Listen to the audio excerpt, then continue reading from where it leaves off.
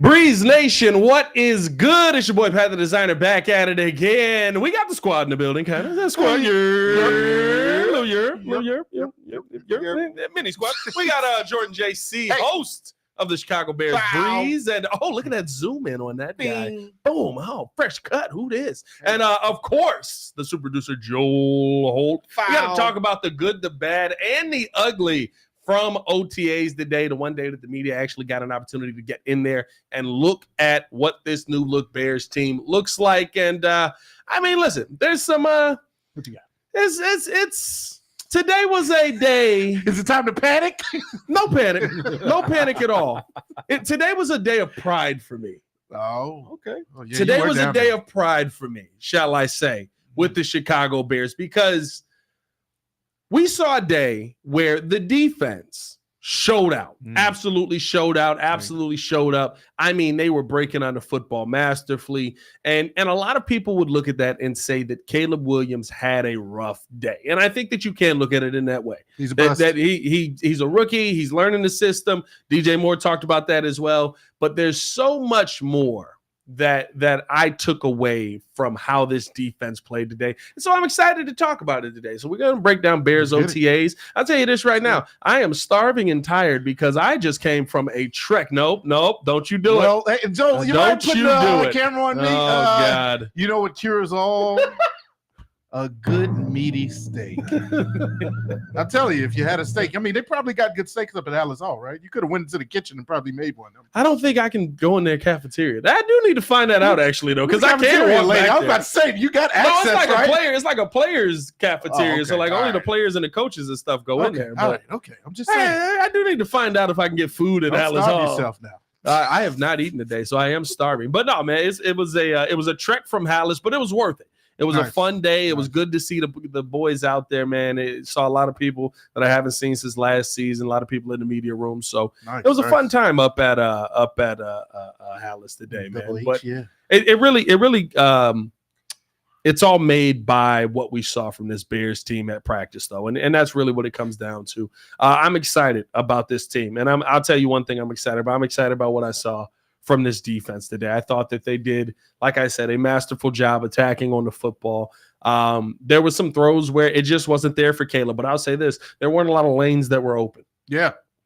That's really what it comes down to. There weren't a lot of receivers who were sitting there open in the 7-on-7s. There wasn't a lot of times where I can sit there and say that you saw somebody streaking down the side of the field. Now they were only doing 20 yards, right? But there wasn't a lot of open lanes for Caleb to throw to. He kind of had moments where, you're trying to make some things work with your legs. And so because of that, they blow the play dead because you're not about to hit the quarterback. But I mean, listen, overall, I thought when you looked at the defense, and I said I was I felt like the defense had a better day than Caleb had a worse day. There was a couple passes there that would have been picked. Oh, really? There was a couple passes. Jalen Johnson made a break on one. I'll tell you this right now. Jalen's going to be ripped by the end of the season because after every missed pick, he does like push-ups and sit-ups. He's going to have a lot of missed interceptions. He's going to be jacked by the end of this season. He's going to have an 8-pack. But no, I think that realistically speaking, with how this defense attacked today, it just shows that in year 3 of this thing, they are very, very prepared for everything that's going to be thrown their way. They looked like the better unit on the field today, but this is not. Defense is always ahead. The defense is ahead, but as we heard from Kevin Byard, as we heard from DJ Moore, Monday the offense won. Yeah, that's what I heard. You know what I mean? So it's not just the defense winning. This is the defense turning it up. This is the defense ratcheting everything up to get, okay, listen, y'all beat us out on the first day. The rookie's probably feeling good after that. There's probably some conversations had on the side.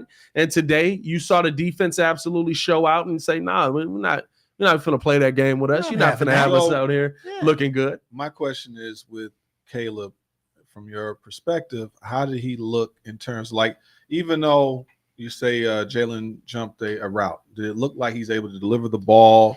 Was he from the pocket or was he doing stuff where does he quickly go in the hero ball or does he actually stay in the pocket? Well, I mean, he stayed in the pocket for the most part, but nobody's trying to hit him. I'm just saying, but you know what I mean? He was in the pocket, but it's 7-on-7 drills. Yeah. And then we got a little 11-on-11 on the other side, and he stayed in the pocket for the most part on that. Kind of went back and forth, but I mean, again, like there wasn't a lot of lanes. There wasn't a lot of receivers open. So who was all there?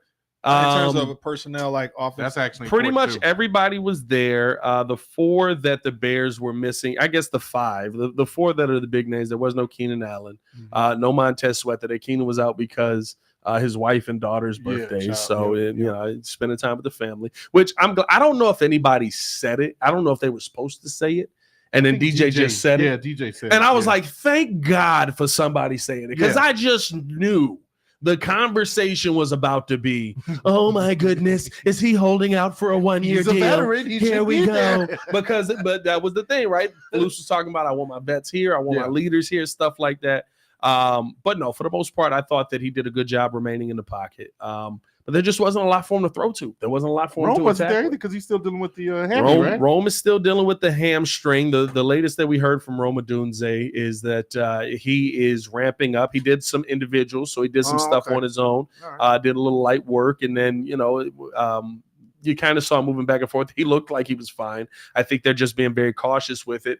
And then on the other side of that, you saw Flu said that on the other side of this week, so basically early next week, probably mid next week, somewhere in there, he expects to be ramping Rome Odunze back up and getting him in with the offense. So, like I said, man, it was a good environment. I'll say this, even with all of the struggles, with all the downs, it was a great vibe. Like you can feel the vibe of this team. You can tell that the offense is frustrated because they're not clicking right now, but that it's just going to take time. I mean, DJ Moore came over to Caleb Williams multiple times and basically just said, yo, don't worry about it. We're going to get things right. We just got to take our time. We're getting there. We're building this up. You also don't have everybody there, right? And you saw Kevin Byard after all of it was done, and he comes out and he's like, yo, I mean, like, just keep working at it. We're here to help you get better. Yeah, I love this. We're here to help you continue to improve. Yeah. And I'll say this, and this may be, buying into this defense a little bit too much, or maybe going a little bit too overboard with where this defense is at right now, but it felt 06. It felt like a defense that's going to there. Calm down. Everybody take a shot. Wow. No, and I'm not saying that as far as the talent on the field, right? There's no Brian Urlacher on the field. There's a Lance Briggs, right? TJ Edwards kind of a Lance Briggs. I still think Edmonds can be that kind of. He just needs. I'm just saying that's not there right now. This has nothing. This has nothing to do with their talent where they at right now. I'm just saying that I look at this as that 06 team when you hear them talk about how. When you hear Matt Forte, or not Matt Forte, when you hear Thomas Jones and J-Mac and those guys on the offense talk about why they were able to run the football against just about anybody, it was because they went up against a defense that was that good. Yeah, that's what it felt like sitting in there. I was sitting there, I was just like, Caleb Williams is going to have no choice but to get better. You also, when you have Keenan Allen, when you have the full slate of weapons, I think it makes it a little bit easier as well because they can't load up on everybody. But yeah, man, I mean, listen, the defense looked strong. It looked ready to go. It looked comfortable, and that's exactly what you need, because we might get to week 1 and this offense might not be ready. This offense might not be perfect. It might be 70% there. You know what that means? If it's 70, but here's the thing: if it's 70% there, that's doable. You're 100% there with the defense already. We got 100 in the chat. We got over 100 in the chat. Hit that like button, subscribe to the page, man. YouTube coming out strong today. 93 on the YouTube side, 50 over on the X side. YouTube's coming back. Hey, YouTube said fight. We're fighting on this one, man. We're fighting. They're not taking that loss, man. Shout out to everybody tuning in, showing love. But no, I thought that it was a great day for the defense, but I thought it was a great day of learning for the offense. You can look at it like everybody's going to look at it and say Caleb Williams struggled, and there were passes that should have been picked off. It was 2 passes for sure that should have been picked off and ended up getting dropped. Just got dropped. Okay. But is he targeting? Does he look at, I don't know. So today he just didn't look like he looked like Superman. He looked like a rookie. He looked like a rookie. He looked like somebody is trying to figure out what this defense is doing, and He looked like he's going up against one of the best defenses in the NFL, which is great. Well, the thing is, we've said this. This is really nothing new. Yeah. The fact that you got one of the top number one defenses, he's got all the tools, all the toys in terms of the offensive players that he has. He has no choice but to go up. Yeah. He should be able to do this. So it's great. And I was talking to my guy, to Steve Boyd today, where it's like, it's okay, like, this is what you want, but because we have so much an influx of information, everybody wants to know every waking moment where it's like, oh, he missed one pass. Oh, it's like he's a rookie, like let him get the bumps and bruises. So to me, this really doesn't mean anything to me. It's practice. Let him get to the practice and let him and that's the thing. It's just not something I'm worried about. Over 100 over on the YouTube side, 29 likes. Hit that like button on YouTube, man. Let's get over 100 likes on the video. It's just not something that I'm worried about. I think here's the thing: you're not playing with Rome as well, which I believe is going to be his comfort blanket. You're not playing with Keenan as well. Going up against one of the best defenses in the NFL, that's going to change things. But I'd say this: I felt like it was confirmed today, right? Like a lot of the worry that people have. So Sweat wasn't there. Montez wasn't there. How did the defensive? How did the defensive line look? I mean, you can't tell anything from OTA's defensive line. There's no pads on. They're not really hitting. Not even offensive line. There was it's flag. I think Darnell and they're Nate playing. Davis weren't Darnell playing Wright was also not out there. Nate Davis also was not Yeah. out there. So that plays into all of this as well. Yeah. But it's a work through, walk. It's a work through. And I'll say this: they played it at. It was probably at 80% speed. Mm-hmm. Okay. But you can't, there's nothing to grip onto when you're sitting there trying to block. So you're sitting there grabbing T-shirts and stuff like that. Right. So I'm not evaluating any of where the linemen are right now. I will say this. I'll give one evaluation. It's not a real evaluation, but I thought it was really, really good. Here we go. From Braxton Jones, which is surprising. I want to say it was DeMarcus Walker going at him. Went into the chest. Braxton got bumped. Braxton got bumped back a little bit, but Braxton kind of did a little quick footwork, nice little move to push off, and then he pushed him past the quarterback. It was one thing. Now they were literally right in front of us. Okay. Yeah, I mean, so like I could kind of see that at that point, but it was a really nice. It was a good move for somebody who I've criticized a lot. I did this with Velus Jones last year. Y'all have, yeah. I mean, no, I did this with Velus a lot last season, where I criticized them, the season before, but in training camp, he's catching the football, so I couldn't criticize him. He looked good. He didn't translate to the. So where were you last? Velus also not out there. Where you at? Yeah. You have no. Where you at? You got no excuse. Where you at? No, I don't know if it was a family thing or something like that. Yeah, but, okay. I got to see the new kickoff rule in person though. Tory Taylor, baby. He's not kicking off. Third best Bear on the team. That was Cairo. That's a punter, dude. That was Cairo. Yeah. I'm so enamored with Tory Taylor. Anytime you talk about special teams. Yeah. You just go to Tory. He's like punter, kicker. He can do it all. It doesn't matter. Now, I will say this, and maybe I don't know how many people have talked about this. Tory is holding for us. So Tory is at least when they were practicing today, right now, he's our field goal holder right now. He didn't miss any holds, did he? Both holes that I saw looked pretty good. Both holds I saw looked pretty good. Both holds? Oh, that's crazy. All right. Yep. Wow. All right. What a Jesus. That's crazy. I don't even know what to do with that, bro. I don't even know how to assess that, how to attack. I got nothing for you. Hey. But both holds. Okay, good. Yeah. Good. I don't want to say it again. Good grip. All right. Yeah. Please stop. No, but you know what? Honestly, I want to just give my takeaway from this whole thing. I want everybody to relax because honestly, I looked on Twitter and you had memes. I think it was like a Raven Simone meme when she's like chewing the gum and looking all around because everybody's just frustrated and it's just that time of the year. Doom and gloom because Caleb Williams, almost got the ball intercepted by Jalen, or he didn't complete the downfield passes and his deep ball didn't look as good today, or he had held on the ball too long and now it's PTSD for Justin Fields. Like everybody just breathe. There's going to be days where he looks like Superman, and there's going to be days where he looks like Clark Kent. Like, let's just be honest. The defense has been together for the last, 4 years? About, yeah. They're the top defense last year at the latter part of the season. You have to expect them to improve day to day. They're going to challenge this guy. He doesn't know completely the playbook. He isn't gelled with his players yet. You had players that weren't there. Yeah. Like, there's so many things that he has to continue to process. Well, the only thing – go ahead. No, go ahead. The only thing that I want him to do is improve from that. Like Kevin said, hey, we just want to make you better. The defense is going to come down on you, but that's going to make you better. One thing I actually like from Kevin Byard's press conference, he said when he told Caleb to his face, like, hey, you're going to get better, Caleb looked him straight in the face and he said, yeah, I know. So I love the confidence that Caleb has. He's locked in. He's going to improve. I think the main thing is, I love Jay Chris. Hey, ref, what a flag, ref. Hey, ref, what a flag. we got 200 in the chat, by the way. Oh, 200 in the chat. 200. YouTube still kicking butt out here. 138 on the YouTube side, 65 over on Twitter. Let's keep it growing, man. Twitter. Come on, Twitter. Keep hitting that like button. Keep hitting that like button. Pop it up.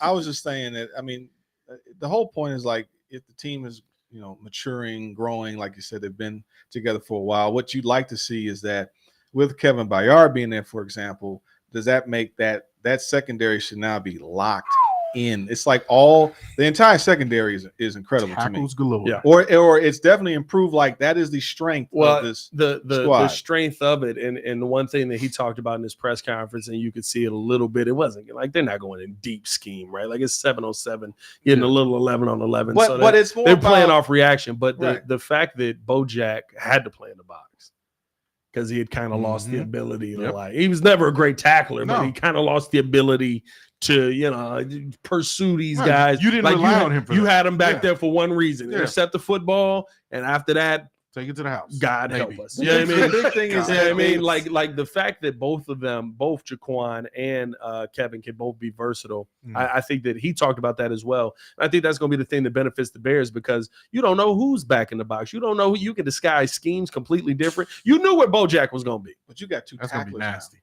You got two tacklers back there, and rangy, it's good. It's just the whole point of the takeaways of this is that the team is improving. The defense is improving, and then we have a rookie quarterback that's starting out. So some people wanted him to have the cape on, and he threw 5 for 5, and there was no, he didn't miss a pass at all. It's like, it's okay. It's OTAs. Another part of the presser that I really liked, Eric Washington, he talked highly of Javon Dexter and how in this offseason he just completely changed his body, mass. Like, he looks leaner. He says that his pad level is better. He attacks. He did look slimmer today. Javon last year was a big boy last year. Javon was kind of like a. He wasn't a roly-poly, but he was like doughy. Like, you knew that I don't even think it was doughy. It was muscle. But you knew he was like, you know what I mean? Like, he was a bouncer. Look, Javon last year was like a bouncer at the club. Like, hey, now Javon, I saw Javon today. You know what I mean? Legs a little cut. Yeah, really? I mean, he got a little UFC to him now. He came in 6'6", 312. I mean, that's it's a big boy. That's big. He's a big boy. It's a big guy. Yeah, he's lean. I would say he's 290. No, I don't think he's that slim, but I think that he just turned he probably cut a lot of the fat. What's it called? Fat. Body fat. He probably cut a lot of body fat. Yeah. I would probably say he's still 3, but it's a lean 3, dog. Like, I'm telling you, a lean 3 is not. There's no such thing as a lean 3. 6'6". No, because I mean, think about it. Mike is at 6'6", was 215, and that was his biggest. Mike who? Mike Jordan. Like 6'6". Mike Jordan. Okay. But 6'6", 312. That's another extra person on you. Yeah. And I do think no lean in 300. I do think that the thing about Javon as well, the part that excites me about what I saw out of him was, and again, you can't take a lot from the lineman, but his get off was a lot quicker. He looks like he knows the position. That's good. He looks like good. Another year in the defense. He looks like he knows what he's playing. He looks like he's not sitting like last year. It took him basically 14 games. To figure out, okay, this is how you go in a penetrating style instead of a 2-gap system. Yeah. Now he just looks like, I play a penetrating style. I'm gonna be. It looks a little more second nature to him. Yeah. It was very good to see from him. And again, I'm not right. Like, he's going up against Ryan Bates and them with no pads. Like there's nothing you could take away from these months. Pocket. He said on some King Booker World was like on Chicago CHGO, they was acting like the world's about to blow up. That's why I stopped watching them. And then he said, Crimson, from the 20 minutes I was on, it seemed like the season is over. I did see Nicholas Moreno's tweet. Yeah, he made it sound like, oh man, Caleb's going through some struggles with the 7-on-7. And he did struggle, but I mean, it's he's a rookie. It's still not the end No, of the no, world. He talking about a rookie? No, he did struggle, and I don't want it to seem like, right, because here's the thing: a struggle for a generational quarterback is tough, right?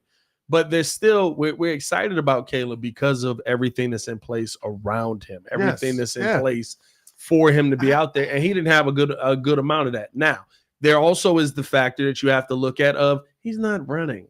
Yeah, he's not extending play. Like there's, and I don't want him to be running, but like there's a lot that Caleb's going to be able to do when it's a real football situation that they're blowing it dead immediately. Now there was one he was going to get lit up. It was going to be a sack. Right. Like it was, but he came off the right side. I mean, he stepped into it. I was like, watch your head, son. Like, I'm glad they're not hitting you.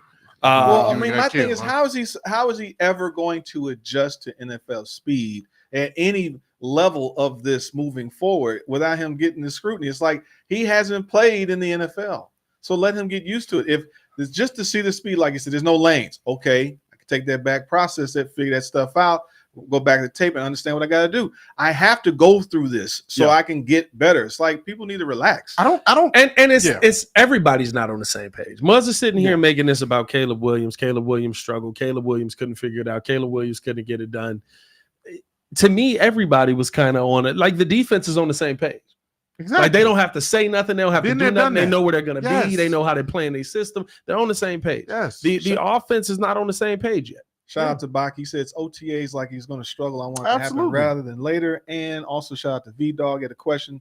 He said, yo, Pat, do you think they rock with Javon as the opposite edge of Tez, or do you feel like Ryan still goes after a proven vet because Eric was here before learning behind Chico? Well, Javon's not an edge. Javon is a 3 technique. Well, that was his question. So yeah, he's on the inside. He's not going to be on the edge. Like you're not putting Javon he's outside. The 3 technique. That's what they drafted him for. He's going to be their 3. That's why I say he's still big. Yeah, he's not trying to get slim. He's not trying to become an edge. He's slim still 300. A lean 300. Yeah, I mean, yeah, I'm saying. You know, like, hey, let me put it in terms you understand. You know, when you get like the steak, right? That's right. And it says like 80-20. Yeah, I mean, I say last year he was like 60-40. 60-40. This year he's like an 80-20. He's a solid 80-20 in steak terms for you. Little marble fat on there, but a lot of meat, a lot of strength. Yep. I like that. Thank you very much. Thank you. Hey, but shout out to Baki's point. Like, I really agree with that. Like, you have to expect the struggles, right? Like, that's the thing. Like, you want the offense to win the day sometimes. You want the defense to win the day sometimes. Like, I would want this to kind of be like a teeter-totter because that means that they're adjusting to the adjustments. Yeah. And the offense did win the day. We just didn't see it. That's what I heard too. Like the offense won the first day. Yeah, this was the defense, and this is what I love about it. This was the defense coming back and humbling the young kid. Yep. This was the defense coming back and saying, "Hey, good stuff. Let's show you what for real defense is." Though, and now he could take that, register it, figure it out, go through the process. And you know what's gonna make it better is I fully expect this weekend to have, and this is tough, right? This is I don't believe they practice tomorrow. Maybe they do, but I don't believe that they do. But if this is his last practice of the week, they probably not practicing on Memorial Day. They definitely not practicing on Memorial Day, Soldier Field. Like, you know what I mean? Like if this is his last practice of the week, that's 4 days that he got to stew about the defense winning. Stew. I love that. Now I want you to improve. I want you to come back on ready to go on the next level. Yes. I mean, like, and that's. What the reason I said it reminds me of the 06 effect was this defense is ready and they're realizing this is not like a we hate you and we want you to suck. It felt like we want y'all to get better, and so we're going to give you the best competition today. And it's the most aggressive practice I've seen the Bears have since I've been there. Mm-hmm. And I've been going to training camp the last 4 years. So last year, Nagy, this year, the first year of Flus, well, I'll take that back. First year of Flus, they was aggressive, but it was, Yeah, they all suck. So first year Florida State was aggressive, but the last 2 years we haven't seen them be aggressive. Today it was like it's as aggressive as you can get. So you're saying there's like a certain level of intensity that you haven't seen. There was more of an intensity this year in this, and for most of the practice it was not. But probably the last 20 minutes. Okay, I'd say it was a little bit more intense down. Practice, and the defense is talking that talk. They flapping the birds. Yeah, I mean, I'm still trying to. I don't know what this means. Yeah, I still don't know what this means. Yeah, I mean, but ruffling feathers. No. Maybe I don't know. I don't know what the bird. I thought that always meant like if they're in the opposing teams, like play like shut up, like we shutting y'all up or something. I don't know. No, I didn't know what that was. I think it's a bird. Better job of being a. Do I need to ask that? I think it's one of those. Get things. your all access pass. If I'm not mistaken, I think it's one of those things they probably can't say outside the locker room. So yeah, I mean, well. So it's like you're not doing a good job investigating reporting. It means there's birds in the house. We'll go with that. No, shout out to Earl's zone. No fly zone. No fly zone. That makes sense. Yeah, that makes sense. Yeah, that sounds like something I'd make up. Okay. That actually does make sense, though. I know. I think they said that as soon as Bayard got there, they were saying it's no fly zone. That does make sense. But they were doing this last year. So they brought it back. They called it no fly zone last year? I don't know about that. But this would mean you're flying. Wouldn't it? I don't know. Maybe a bird. This means you fly. I don't know what. I don't know what to do with my hands. You see, I've got these hands. The only thing I know is the strap. That's all I know. Whoa. I'm the seatbelt. Come on. Chad, you know what I meant. The strap. When a cornerback ain't no challenge. Strap it. Challenge it. Whatever. Yeah, where's you got the red flag over there. Yeah. Get out of here. Yeah. After review, the ruling on the field stands. Come on. Jeez. Excessive wildness. It's going to be a 15-yard penalty, and Jordan loses a timeout. King Booker World, come on, man. King Booker World, roll up. I don't know why that, man, that's so bothers me. I'll give it to Jordan. There you go.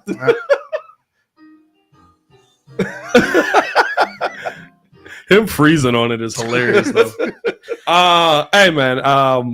No, more than likely, though, I think that this is a good thing for the Chicago Bears in the long run. Yeah. It's something I'm excited about. I think that the defense came out and they really showed out today. I think offensively, this offense is going to get better. I think they're going to grow from this. I think they're going to get pieces back in as well. Was Swift catching passes by chance? Swift caught it. I ain't gonna lie to you. Swift caught a nasty pass. It was probably Caleb's best throw of the day. Unfortunately, it was a screen pass, but it was probably his. It probably was his best throw of the day because it was like he caught it, dropped back, came up, like he was gonna throw it over, and then like did a underneath you dig, and it went like right under DeMarcus Walker's arm.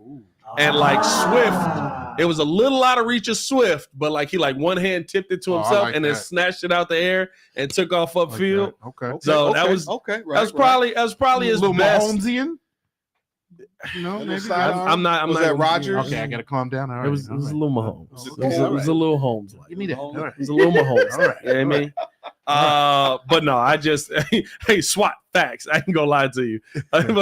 He said, I'd rather the bird's hands than the Spider-Man flips. Bro, stop flipping, bro. Yeah. Kyler Gordon, we don't need to see you flipping anymore, bro. Hey, there's a lot of stress. Yeah, that last one was bad. The first one he did coming out of the tunnel was cold. The last one, I thought he almost bit his leg back. Bro, they all like he can't flip. Like he can flip because he's a freak athlete. He doesn't have air. No, he's never learned how to flip. Oh, that flip that he did on the screen, is the first time he said he's ever flipped in his life. Practice. You know what I mean? You need OTAs for flips. You need mini camps for flips. Let's not just go out there and flip on the first. Oh man.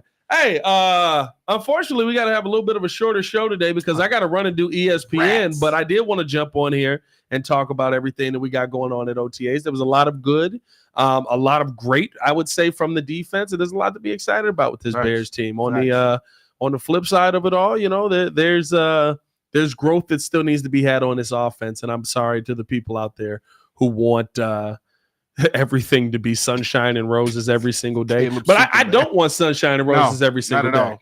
I want it to be like this. I want it to be a back and forth. I love the fact that we hear the offense won on Monday and we won it. Yeah, I mean, because that means that it's like y'all did something, we figured it out. Now we got better. You figure us out now. You know what I mean? And the offense got to catch up. So appreciate it. Jay Grizz said, send that man to the Jesse White Cumberland.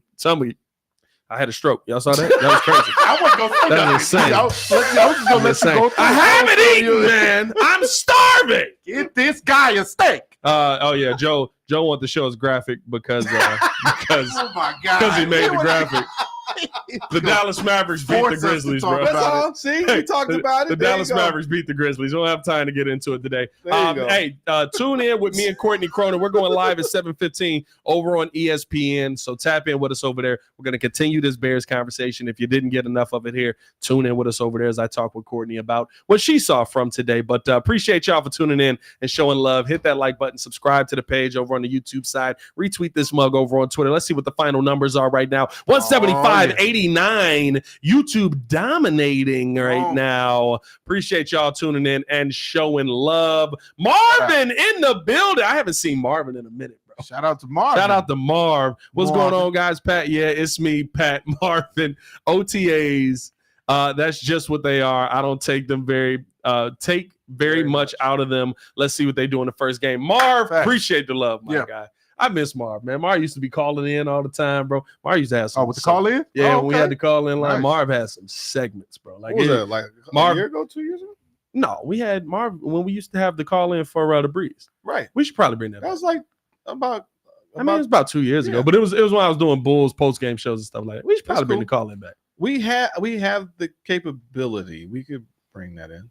I got us a number. I don't want to do it every day though. You got to have a day for that. Maybe that's a Thursday thing or a Friday thing. That's a Friday thing. We do a full call-in show. That'll make topics easier. I'm not gonna lie to you. Real talk. Hey man, appreciate y'all tuning in, showing love for Mr. Media himself, Jordan JC, and of course the super producer Joel Holt. It's your boy Pat, the designer, back at it again. Y'all stay safe out there, Chicago. Bear down, one love, C Red, go White Sox. They're not very good. And what's the Go Cubs, go. Yeah, they suck. Y'all stay safe out there, Chicago. One love.